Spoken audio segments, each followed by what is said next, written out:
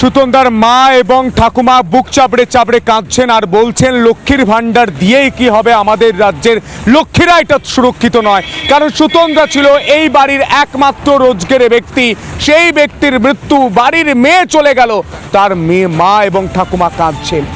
আজ তাদের বাড়িতে পৌঁছে যায় রাজ্য মহিলা কমিশনের বিশেষ টিম। সেই ছবিটা দেখুন, রাজ্য মহিলা কমিশন আজ তাদের বাড়ি যাচ্ছে, কথা বলতে যাচ্ছে।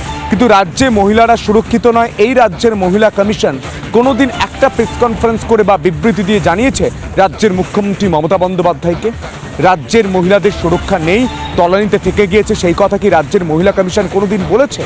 আজ দেখা করতে যাচ্ছে সুতন্দ্রার পরিবারের সঙ্গে।